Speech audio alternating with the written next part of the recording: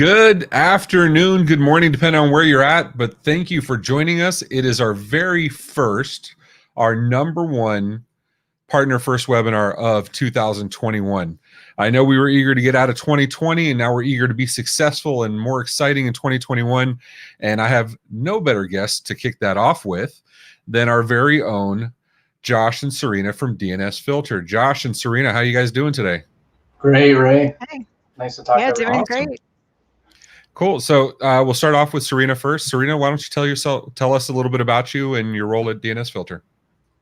Sure. So I've been with DNSFilter for about a year now. I'm the content producer. I produce a lot of educational content, stuff for MSPs to help them, with reselling and general educational content. And I've been in SaaS for about 5 years now, and have been working from home for 5 years too, which is pretty relevant to today's topic. Josh? You're the exact target audience for the exact user type that this is about, right? Exactly. I am the end user, I'm who we're talking to today.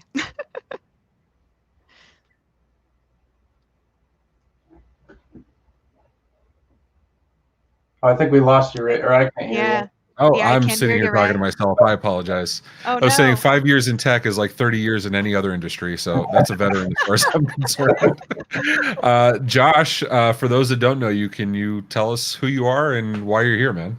Absolutely, yeah. So I'm Josh. I'm the marketing director at DNSFilter. Been here about 2.5 years, seeing the company grow phenomenally fast, and just in charge of marketing. And we really enjoy doing things like this, just educating MSPs, helping people to secure themselves, and so excited to be here. Awesome. And can you tell us, so for the unknowing, uneducated yet, what is DNSFilter? Why does it matter? Why are we doing this today? Yeah, it's a great question. So we are a DNS layer security solution. The name is kind of on the tin for us. But the main thing that we do, obviously, is blocking people from accessing internet threats and accessing content that, for whatever reason, their organization doesn't want them to get to. It could be streaming websites, social media, dangerous websites, things like that. And so that's mainly what we do. But our main customer is MSPs, because you guys are able to deploy that to the end user. And more than that, I think a lot of what we do around just our product is also the education of people for how to build a good secure stack. We understand that we're not, the be all end all for security, but often DNS is actually the most misunderstood concept in security, actually, how powerful it truly is. It's a very elegant layer to have. And it's and we're already getting a few chats here in the and one of our good friends, Alan Miller, is asking, has anyone ever seen Josh and Alex? Alex Farling from Lifecycle Insights, one of our good friends. I do see the semblance. Now, I can you confirm, just so we can put it out there, you are not Alex Farling? That was really interesting. I feel like doing like a Reddit, like I am Josh Lamb or something, sign or something. I often we'll get him. Toby Maguire, but that's not. Oh, there you go. That's not the person Nice. I want to be compared to. We'll do the Spider-Man episode later. We'll do. So, and DNS. You can't be an MSP at all without knowing the famous DNS haiku. It's not DNS. There's no way it's DNS. It was DNS. So, with that said, Serena, you have something to show us here, and I agree. DNS it's a layer of the onion, right? It's not the be all end all, but it is typically the first point, right? If you can't get there, you can't download the thing you're not supposed to have to begin with, right? So for sure, it's definitely we'll call it the front line of security. So Serena, take it away. It's all yours. Absolutely. Thanks, Ray. So, I mentioned it before, we're all working from home. It's no secret that in the last year, a lot of us have transitioned to work from home environments, or people like me continue to work from home indefinitely. So I'm sure that a lot of people on this call, you've dealt with customers VPNing in from home, you're working from the couch suddenly. And, besides myself just being a work from home forever employee, DNSFilter is actually primarily a remote company. So even before COVID, we have offices in DC and Denver. They've been shut down, obviously, since last February.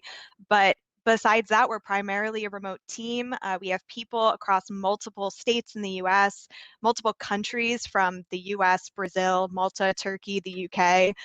We're pretty international, which is kind of cool. So we're firm believers in the work from home lifestyle. Our DNS protection solution can be deployed to remote devices. So I just think it makes us kind of uniquely qualified to tackle working from home.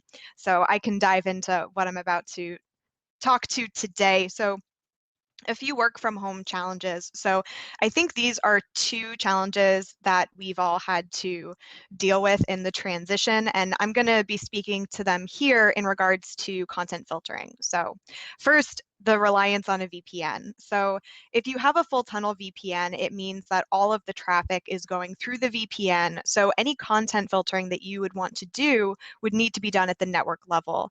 And this is the easiest way to set up a VPN, but it can also impact performance. And I think we've really seen that a lot in the past year. So I know there are a lot of companies that aren't exactly hiring locally anymore. I've talked to a lot of different people who are way more comfortable looking for people to fill positions, and they're, thousands of miles away.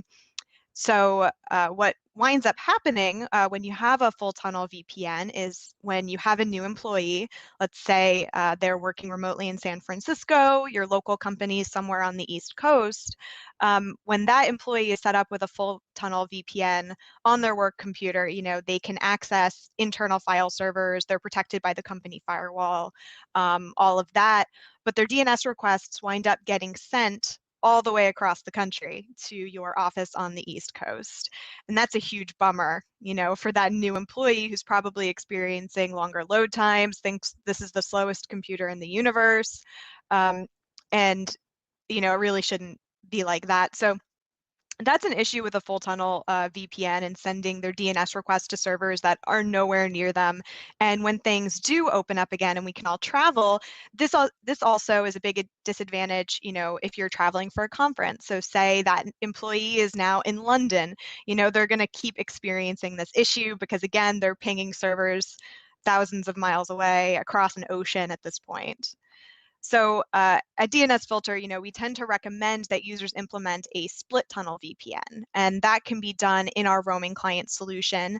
This kind of touches on the multiple device issue too, which I'll get into in a second. But with a split tunnel VPN, internal DNS requests, they go to the right place. So when you need to access the internal files, you can do that. And then when you just want to load a web application or your email, you'll go through local DNS resolver and you won't have to experience those slowdowns. And that's really the optimal way to do it for content filtering, since content filtering is more concerned with the malicious or inappropriate content that you view across the internet and not really your office file servers.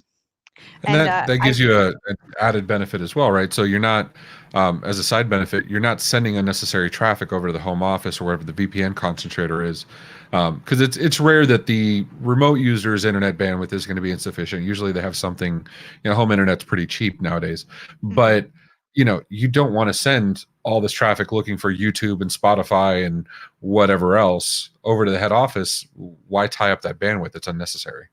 Oh, for sure. Yeah, that's a great point. You can totally overload those, and then everyone who's trying to access the same stuff, right? It's just a traffic jam. Yeah. Yeah, so I wanted to cover that first off because we've gotten a lot of questions about VPNs in the past year, which really isn't surprising. And hopefully it's helpful in understanding why a DNSFilter, a split tunnel VPN, we find it preferable for content filtering. So that's kind of the ideal setup when we're talking to people about setting up VPNs as far as the integration. And we do actually have some improvements coming to our VPN feature later this month. So we'll be updating our knowledge base, notifying customers when that change happens, but we're excited to, continue to provide VPN compatibility and improve on that over time, as that's just becoming such a huge need. And next, okay, multiple devices, and really just off-network devices in general. So employees have laptops, they have work issued phones, and some of them, again, you know, they may be forced to use personal laptops, especially if now you're working with contractors or anything who need to access like internal files or anything. And all of these devices, you know, they're connected to a network that you kind of have no control over. And this might be a reason that some people choose to go with a full tunnel VPN, but ideally you'll want to implement content filtering and secure those devices individually. So DNSFilter has a roaming client solution that I mentioned before, but enables content filtering at the device level as opposed to the network level. So if you're working with a company that's not using a VPN for everything, but you just sent devices home and suddenly they're not protected because they're off the network, deploying content filtering per device is that extra layer that can protect those users. And like Josh said, it's a very elegant solution to the work from home quandary that we've all been dealing with. So this is DNSFilter is an agent-based model, correct? Is that, yes. would that be accurate? Okay. What about Yeah. devices that can't have an agent installed on them? Do you have a way to account for that? Yeah, so we do have, like obviously we have network filtering. We also offer our DNS relay. I think Josh could speak to that better than I could, honestly. But yeah, we do, the agent is one solution, and then we also have other ways to deploy DNSFilter. Gotcha. Okay. Yeah, our original one, Ray, was actually the network level filtering where you can just put it in. You could put in a dynamic DNS host name or just your IP addresses. And then once we released the agents, we started with the Windows one, and then now we have basically everything. So Mac and Android and everything. Gotcha. Okay. For sure. So now I want to talk a little bit about what we're really protecting users from, and that is all sorts of malicious content. More remote workers, it means a bigger target. And right now, according to a survey of IT professionals, 55% of coronavirus attacks are phishing attacks, and 32% are deceptive sites offering free advice. And these coronavirus scams have just continued to evolve and multiply since March of last year. And the number related to coronavirus scams is in the tens of thousands at this point. Scams early on in the pandemic were focused on PPE equipment and N95 masks, which were really hard to get, I think we all remember. And some were informational. They were about lockdown measures or various things. And now we're seeing ones that are more related to stimulus payments or the vaccine. So very steadily, you know, it's just been piling on these different types of scams. And then at the same time, because of lockdowns, because people are staying home and working from home is just a digital trend. So we've actually seen certain digital trends accelerate. So just to give you an example, online banking services grew 200% in 2020, and services that provide buy online or pick up in store options have increased by 259% in the last year. So with all of that additional online activity, 71% of IT professionals reported an increase or evidence an increase in cybercrime. And I think we've all been seeing the headlines and seeing it actually happen and unfolding. So it's no secret that it's out there. And we need to keep in mind that all of these, you know, ransomware attacks, phishing attacks, they were already on the rise. And this just kind of created the perfect environment for them to grow even, you know, larger than I think they would have if not for the pandemic. So now suddenly everyone's at home online all the time, and we're all really, really easy targets. And the costs themselves for, you know, these types of attacks are high. So the average cost of a malware attack is $2.5 million, and that's not just taking into account paying the ransom on the ransomware. And I read a really interesting article just the other day. I posted it on the DNSFilter Twitter account, actually. But it was by the director of IT at Datto. And what he talked about was the cost of ransomware, the actual payment, winds up being less than the cost of downtime caused by the ransomware. And this probably is not shocking to anyone on this call, but I think it's something that gets lost in translation sometimes in conversations between technical people and non-technical people. I think people are really worried about dollar signs, and what the real impact is really productivity and potential loss of business. And in some cases, ransomware can lead to a delay in vital services. So in September of this year, there was a patient in Dusseldorf. She was in critical condition, and when a ransomware attack disabled the hospital systems, that hospital could not care for this patient anymore, so they had to transfer her to a hospital that was 19 miles away. And in transit, she actually died. And that is the first known case of a death that can be directly attributed to ransomware. So if you have customers in the healthcare industry, local police, emergency dispatch services, you'll really want to get across the need to do everything they can to prevent ransomware from taking out their systems, because the stakes are just so much higher. So based on that, I wanted to spend some time talking about how we can actually recognize these threats. So I have some examples that I'll go through. I'll start with this. Looks like a typical OneDrive single sign-on page, but it's not. It's a scam.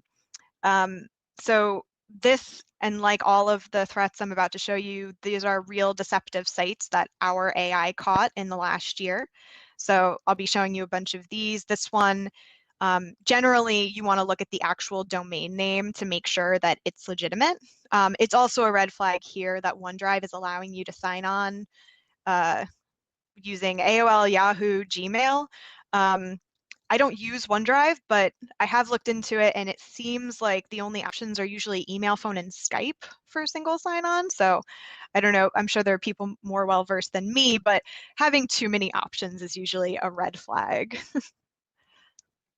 Yeah, and you do as much as you can to train your users to look out for the red flags, but at the end of the day, you still need that belt and suspenders, right? I mean, I know we hire, when we bring on staff, we have to go through training, because we get people all the time that it goes without fail where a new staff member will get an email from me asking that they need a special favor to go out and buy a bunch of Amazon gift cards and put it on the company card.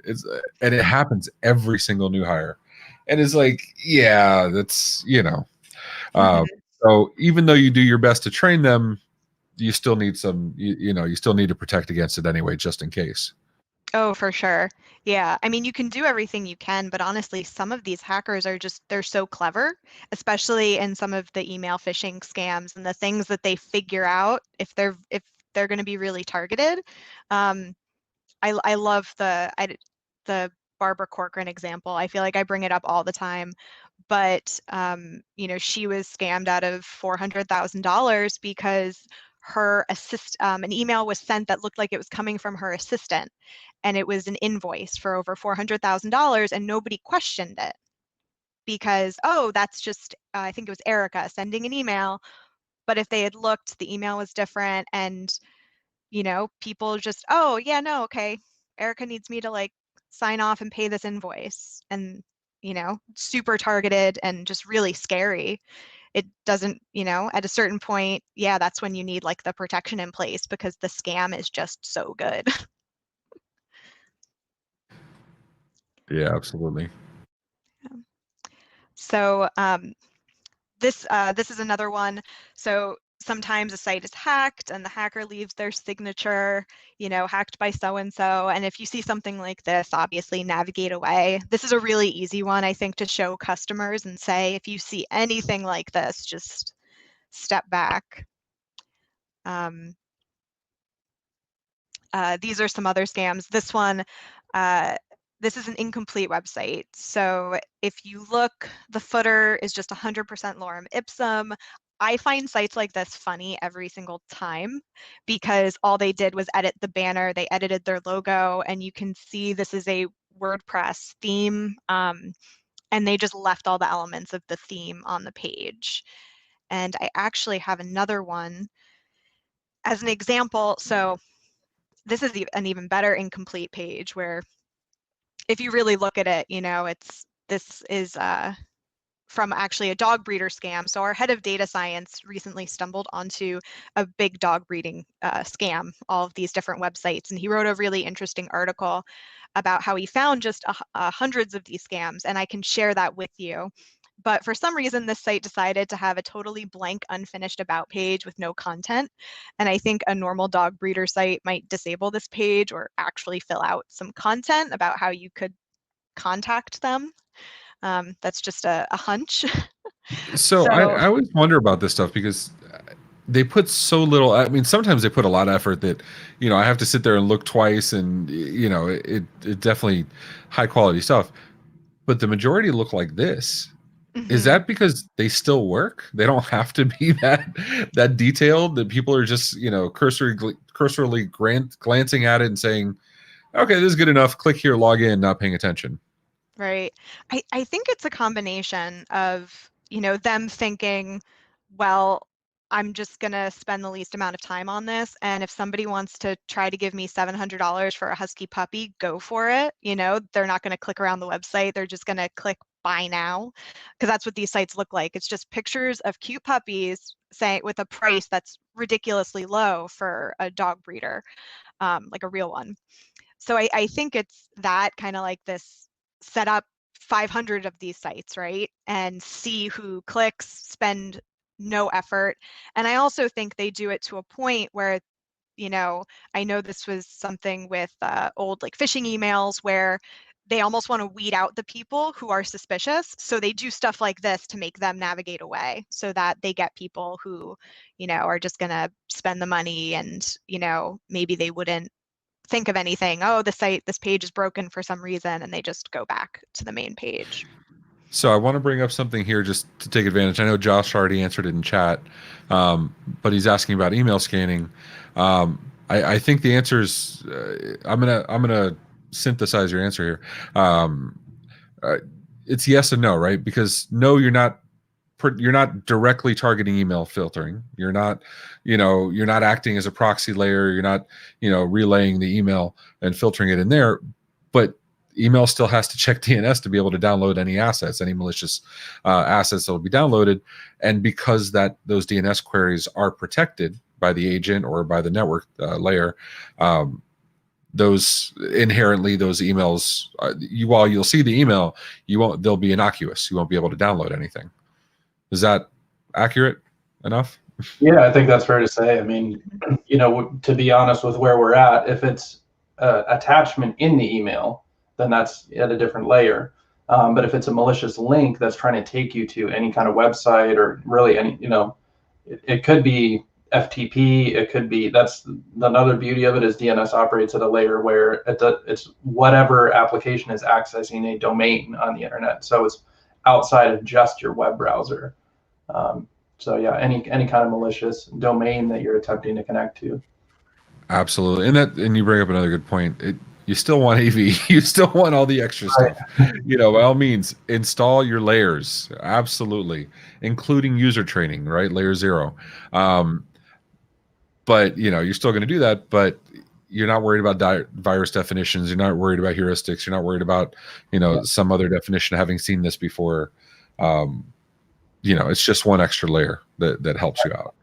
And a lot of people, like a lot of scams, they're not going to have a malicious attachment. They're going to try to take you to something they own that they attempt to circumvent your AV. And the advantage is that we'll scan, like they could have just created the website 30 minutes ago, and we'll scan it at that time that you attempt to visit it. So nice. I'm sorry, Serena, all yours. No, all good. I think that's great. And yeah, as far as education goes, that's why I love showing examples like these, because I think if you can show end users, these types of examples and say, like, these are threats, just an educated end user is going to be your best protection, that's your first line of defense, really, right? Like you said. So I think it's really helpful to know what to look for. So. And one of the things, because I'm getting the comments also in Discord and some of the other channels, we're doing this for the benefit of everybody. keep in mind, you may have seen some of this, right? Some of these examples, but if there's anything, we talk about education over and over and over again, that layer 0, educating your clients. Get this presentation, use these same slides and go teach your clients, hey, this is why we're using this tool. This is the things we're preventing. You may have seen this. Thank you, Simon, for putting the link on there. The presentation that Serena and Josh are showing with these same slides, it's there. You can download it right now. Have that conversation with your client and tell them, these are the things we're trying to prevent, so that maybe if we haven't had this conversation with that new employee or that employee that's working from home that we haven't spoken to in 6 months because we can't see anybody face to face, we can still share this and make sure everybody's on the same page. So, for sure. Yeah. Please take advantage of the PDF. All right. So another example, I have a few more of these. So this is a fake Chase page. Banking pages are huge. I see a ton of Chase in particular. I also see PayPal, I think SunTrust Bank. Honestly, it's just endless. I have actually another one that I'm going to show you, but I think I mentioned it, but the URL not matching the content of the website. So if this, say, you're getting, the person gets a phishing email, kind of like what Josh was talking about, and hey, log into your Chase bank account, something's wrong, and they see this, they get a link to a page like this. This is a lot of times what people want to do. They want to get you to log in, hand over your banking credentials. This is one. Sometimes scams will make promises that are just impossible to deliver on, seems too good to be true. This is a pretty common one that I've been seeing more recently, more often. I also see these pop-ups, especially these fake Microsoft pages, and you can see on this one it actually says that the following information has been stolen. You probably can't see it, the font's too small, but Facebook login, credit card details, email account, photos stored on this computer. It's saying all of those things. This pop-up knows all of these things have been stolen, and obviously that sends people, they're super nervous. They're going to call that phone number, and these scams do a few different things. One thing is they might ask for access to your computer, send you an email, give me your email, I'm going to remote in and stop the virus that's on your computer. So that's one way. So they get into your computer that way. They might ask for money. There are a few different ways that the scam can go. But obviously it's very devious and they're trying to look like Microsoft. So I think it's always a good thing to tell people, if they see something like this, close it out, actually check your antivirus software, actually, talk to your MSP and say, I think I got, I got a pop-up or something. It might've been a scam. I think having that knowledge to know, like I should call someone, I shouldn't react, because obviously this scam is just trying to get you to react right away and panic. All right, and I've got one more for you because I love doing side-by-sides. So, sometimes phishing sites, they can be a little hard to spot. So this one, the URL might be pretty similar, but one of these is the real Fifth Third Bank. One of them is the fake one. So, and like I said before, if you got an email going to the fake one, saying there's something wrong with your account or log in for this deal, and then it's just the homepage. It looks identical to the Fifth Third Bank homepage. It's a really easy one to fall for. So the one on the left, if anyone is really wondering, the one on the left is the fake one. So I'm not going to lie. I really was wondering if you just took 2 screenshots of the same website. No, so it might be too small for you to notice, but there are very small differences. So the one on the right has a COVID-19 update, and the online banking in the login dropdown slightly different. One has a white background, one has a gray background, but nearly identical. It's pretty crazy. Yeah. It's super involved. So yeah, you get this like really wide range of scams where some of them try really hard, like this one, they really Well, want you to and let's be believe. honest, it's not hard. There are websites that'll let you, I mean, you can download the source file from most websites anyway, but there are Yeah. websites that'll just, you put in a URL and it'll scrape it and give you the static HTML. You don't even have to do any work to replicate a website. Mm-hmm. So, which makes it even more weird that there's so many bad copies out there because it takes so little effort. Yeah. Right. Two different hacker camps, I guess, right? That you got the perfectionist, and then you got the Right. throw it up, someone will bite. Two different philosophies, I guess. Yeah, so yeah, my point with this one, it's a lot of times it's not obvious what makes a site malicious. When you see something like this, you probably wouldn't think twice, whereas if you see something with errors, of course you're going to say, all right, what's happening here?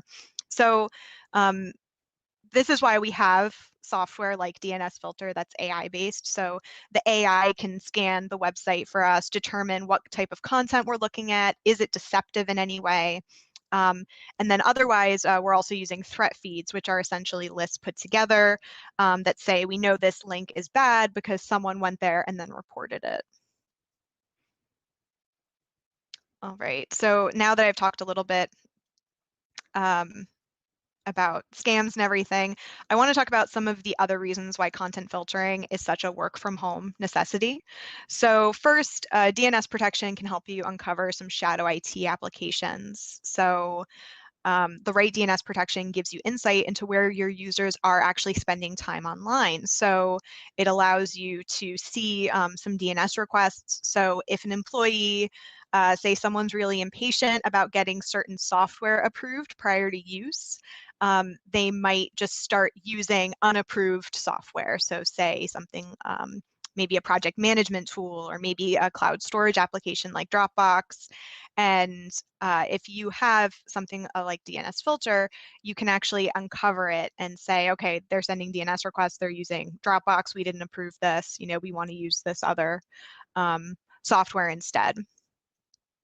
And then second, blocking zero-day attacks. So I'm going to go back to coronavirus because with more coronavirus scams, obviously, especially with now we have the vaccine, stimulus checks, all of this, zero-day attacks, attacks that have never been seen before, brand new websites, that are probably hours old, they're increasing. So generally, they're newly existing domains. Sometimes they're existing sites that have been compromised. But one thing that we've been doing with coronavirus is it's given us an opportunity to train our AI. So, we've provided our AI with a large list of coronavirus threats. We also show it what a real coronavirus informational site looks like. And doing that, it helps us train the AI so we can block sites that are looking to scam you, leave educational resources up, because both of those types of sites, obviously, they're being created. So we train the AI to categorize both the threat and the harmless site so that people can just continue to work and, not be blocked from things they need to access, and also not fall for deceptive sites. And then finally, DNS protection will also keep existing malware from sending information out into the world. So I'll walk through this one a little bit more, but let's say prior to getting a DNSFilter roaming client on your computer, you downloaded some sort of malware and it started sending DNS requests out. Now, as soon as you download the DNSFilter roaming client, or on the network, DNSFilter will stop the malware from sending DNS requests to known sites. So sometimes that malware is sending DNS requests to start attacking new sites, or it's sharing personal information that it's gathered. But the important thing that I want to stress is that the goal of DNS software isn't just the content filtering, what you're actively accessing, but we also keep the bad software that may be on your computer from generating DNS requests. So keep the bad from getting in, keep the bad from getting out. And it also enables IT to find these DNS requests and say, like, oh, we're getting like a large amount of DNS requests, maybe from this one computer, that are going to this same domain repeatedly. And they can investigate and say, like, okay, this is an issue that we need to take care of, and we need to take action to remove this malware. All right, and that's really all I have for you on this front. I know I referenced a few articles, so I'm going to put them in the YouTube chat in a second. But otherwise, yeah, I think I'm passing it over to Josh. He's going to actually walk through the dashboard a little bit.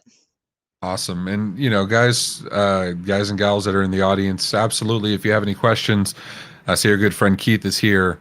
I see the post, zero trust for all of us, absolutely 100%. Kelvin talks about that fairly often, and I couldn't agree anymore. Absolutely. But ask your questions away. We will answer them as we go along, but Josh will take it away, showing us what this actually looks like. And keep in mind, the whole reason for this Partner First webinar, that we have MSPs in our audience, IT service professionals in our audience. We show off MSP friendly vendors and tools, and DNSFilter is absolutely MSP friendly. So just wanted to put that out there. Josh, all yours, man. Yeah, absolutely. So I just want to give a quick overview of how simple this is as a security solution to deploy, because obviously as an MSP, you're feeling a lot of fires every day, and tools failing on you and having to update and having to make sure that there aren't any conflicts with your existing stack is one of the things that you don't want to face. So I'm just going to give a quick overview of what this looks like in the real world. So you'll see here, it's an MSP-friendly solution, right? So you have your MSP dashboard, and then you can have a separation with all of your organizations under here. I'm actually borrowing the sales dashboard here that they show off to people. So they love Batman and Arkham Asylum, which I also love, and Prestige Worldwide, if you're a fan of Will Ferrell. So I'm going to go in here to Prestige Worldwide and pretend that they're a new company that we set up, and that we're going to install DNS filtering for. So first I'll go into deployments, and just like we were talking earlier, you can actually see here, if you look on the left-hand side, you can see the different ways that you can deploy DNS filter. So you can do a network level deployment, or you can go through in this work from home environment, and you can actually install Mac, Windows, Chrome, Android, iOS, all of that, and set that up here. So you'll actually just download the installers and copy the secret key value, and then you're able to authorize the client from there. And we've got a lot of documentation for how to do this in different environments, if you're using ConnectWise or Autotask or what have you, to make it really easy to do that.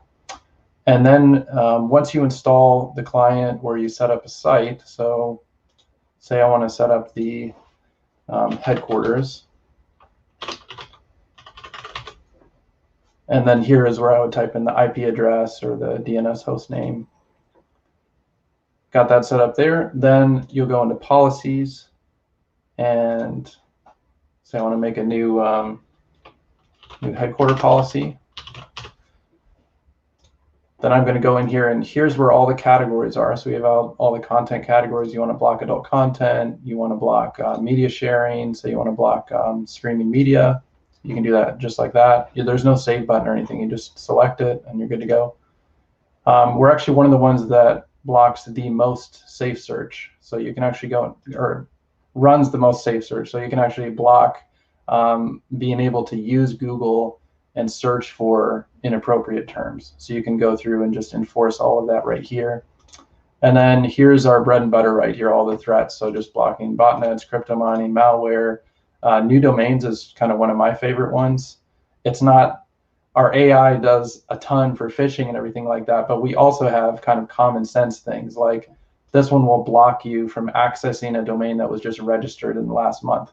So a lot of phishing attacks, they'll spend $1, register a domain on Namecheap, and then they'll launch their attack, and by the month being over, they're done. So they don't need that domain anymore, and they've moved on. So this is a nice measure to just block that outright. And then we also can block and allow different domains that we have. So if I wanted to block all Russian domains, then I can just block RU just like that, and I'm done. So when I go back to deployments, say I set up my headquarters, I'll just assign my headquarters policy, and I'm done. That's it. So I don't know how long that took me, but I have now set up DNS filter. So you can Can you set templates across that you can apply to all of your orgs, or You do you have to can. do it org by org? Yeah, if I wanted to go into my MSP dashboard here, then there's actually a global policies one. And so it's the same process, but then when I go into the client one, I can actually just assign it. So yeah, you can assign it to multiple organizations. And then Gotcha. you can go into the reporting here and break down things by really any kind of way you want to look at it. If I had users deployed on Windows, for example, I could go through and look at all the users. I think there's not the data here for this one, but yeah, break it down by category. Ton of stuff that you can do. We can go in to the query log also, and I can take a look at every single DNS query, how it was categorized, whether it was allowed. So yeah, a ton of flexibility and a ton of data that you can use here. That's the other advantage too, actually. So not only can you filter everything, but you can also see everything. And that's something Serena was hinting at. Because it's DNS, because that's such a lifeblood of internet communication, you're able to just kind of have that looking glass over where people are going to online. So you get a lot of Do visibility. you have alerting when something is blocked, so an administrator or MSP could get notified? We have that on the roadmap. Right now, we have a weekly threat report that can get sent out, so you can turn that on. I believe it's at the organization level. It might be at the MSP level, actually. But yeah, you can send out a weekly threat report that gets sent out via email. That's white labeled, so you can send it out as an MSP. And we kind of have two camps of MSPs. We have some people that want to completely hide that they use DNSFilter and really put their brand out front. And we totally support that. We can white label the user agents, the roaming clients you install. We can white label the dashboard and everything. But then we have some people that don't care, and we support both. So Cool. Okay. but yeah, that's it. I mean, we make it really, really simple to get started. You can get started in just what I did there. So Cool. If you don't mind, I have a list of questions that I've been compiling for the last week or so from partners in the different communities. One of the questions I got asked, so a lot of standard AV now, WebRoot does it, AVD does it. They do basic DNS filtering. I don't think any of them provide any kind of reporting or multi-tenant management, but what's the difference? Obviously, you do more. Just how do you define that when you get asked that question? and you might have just said it, like some names of people of those solutions? Like AVD or WebRoot. AVD WebRoot, yeah. The typical comment we get from WebRoot is that they're primarily an antivirus company, and then they've added on this DNS component. So if you're not using them for antivirus, it's not very lightweight because you have to install the same agent that they use for their antivirus, and then there's just the AV is turned off, but it's not lightweight because you still have to install it and run it. We've also we should really talk about this more, I should say, but we put a ton of effort into the actual network infrastructure that underlies it. So your experience is the filtering and everything like that, but all of the internet routing that takes place across our infrastructure is actually really robust and really fast. So if you go to dnsperf.com, you can actually look at live statistics of our network. And WebRoot doesn't have that like we put a ton of effort and energy and everything into building that out. And as an antivirus company, that just hasn't been their main priority to do. So for you, it means it's faster. Like that's a lot of end users when MSPs go and they deploy DNSFilter, they go, you like sped up our internet. Like people are like, my browsing is faster. What did you guys do? And it's because DNS requests actually make up a lot of time savings when you're searching. That's what Serena was saying in the beginning, right? If you have your VPN that's going across country or whatever, right. Nothing happens until DNS happens. So, until you get that response back, it's stupid. It sounds dumb, but those hundreds of milliseconds add up, big time. Yeah. So nothing's happening, and the users start to complain. They don't see it as a DNS request. They see it as a website slow, and every website is slow. Yeah. So, yeah, no, very, very important. How granular can you get with the reporting? Like, is it by block type? Is it by specific websites that were blocked? Is it a macro level per client? How granular does the reports get? That's a great question. So it depends how you deploy. So if you have the roaming clients, we can actually, you can have it turned on to where you'll actually show the usernames of people like logged in on which computer, stuff like that. So you get a ton of specificity about like, oh, it was Bob on the, factory floor A or something like that. Like exactly which computer he was using and which user it was and everything like that. If you do a network deployment, then it's a little bit more general because it's just all of the traffic coming there. And then I would say kind of a middle ground, you can have the relay, which will also give you a little bit of additional information. That's kind of a proxy that's internal on your LAN that's forwarding traffic. And are you guys are you using the agent to install certificates as well? So you're doing basically man in the middle or so you don't get, okay. Yeah, it installs all that. And it's not necessary, like it's part of the installation, but the man in the middle part, like the only thing that's used for is to show the block page of, they tried to type in facebook.com and it says facebook.com on the block page from us. Gotcha. But it's not necessary in order to work. Like you'll just get an error message in your browser if you don't have that. Okay, that's good to know. I see Alan asked a question. I wasn't really sure, so I asked him to expand on it. It said not because you're blocking a bunch of CRUD. That helps too. That you're blocking stuff, and so the rest of the web pages should load theoretically faster. But if he has something to add to that, we'll give him a second to do so. With the categories, I saw you can add sites and TLDs. Are you able to create your own category types? I don't even have a use case. I'm just asking. Can you create your own category types for filtering? Yeah, so I guess a couple interesting things. So one of the things we have on our roadmap is actually what we're calling kind of bucket domains, but the ability to block certain web applications that use multiple domains, if that makes sense, like where they're stretched out across a lot of domains. If you want to block like a particular application or a particular game or something like that. When it comes to custom stuff, I would say it kind of depends on your use case, but if you're talking about what I think you're talking about, you would have to just add what domains you want. But we have full wildcard support of that. So like if you for example, if you had like subdomain.example.com, you could block the subdomain, or you could block example.com, or you could block all .com domains. So gotcha. Okay, he was saying wasn't sure if the default config impacts any of the tracking domains. That probably has to do with the browser level. The request is still coming from the end user, so the tracking is still going to happen unless you're blocking it, right? I mean, right, yeah. Are you talking about tracking domains, Alan? Like, I mean, for advertising tracking domains? Yeah, I mean, this isn't a pop-up blocker. It's not, I mean, unless you start blocking like ad click and stuff like that, it's not really a pop-up blocker, right? It's not a pop-up blocker, but if you have that domain on your list, like it's still a DNS request, so we'll actually block it.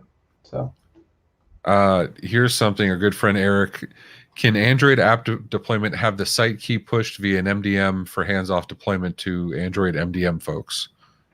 Yep. Totally. Cool. I didn't even understand the question, but the answer is yes. So there you go. Yeah. Depends on one or the other, but it's usually like all the ones we've worked with. That's part of the configuration package you can send. So yeah. That's the holy grail for MSPs, right? Hands-off deployment.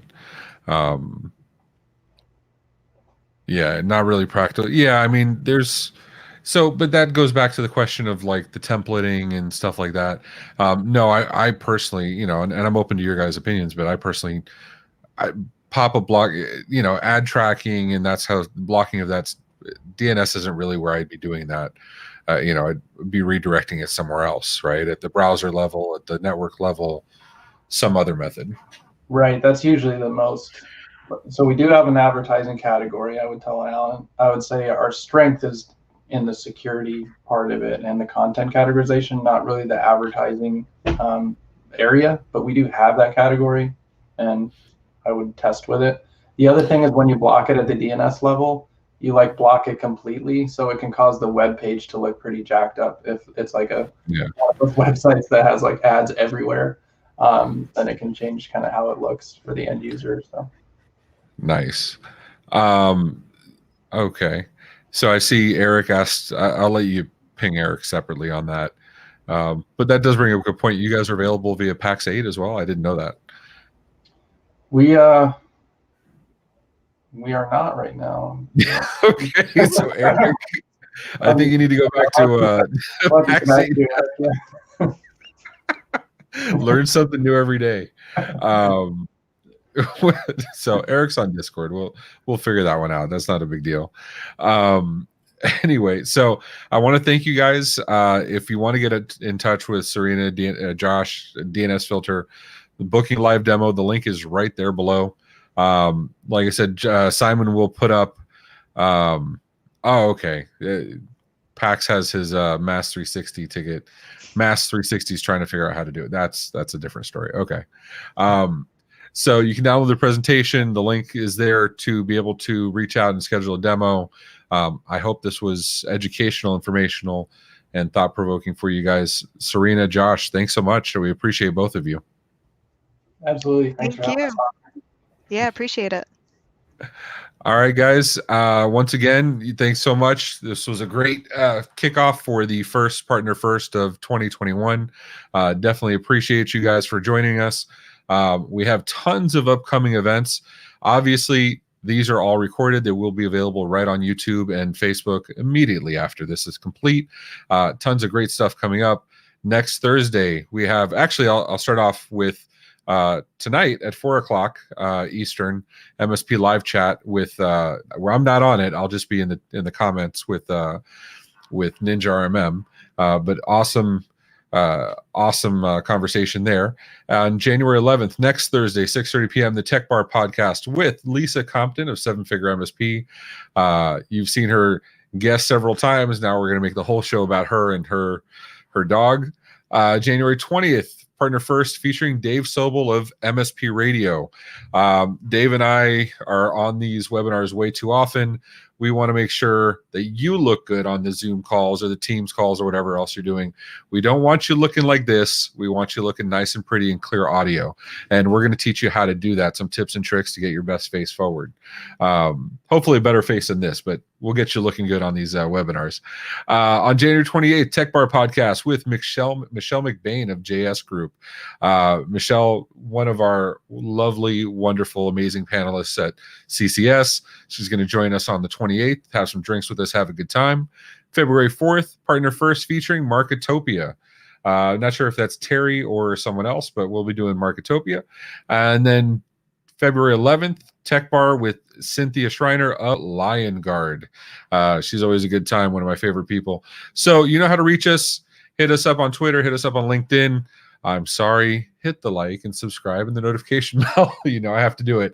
Guys, we love you. Look forward to seeing you tonight at the MSP Live Chat. Take care.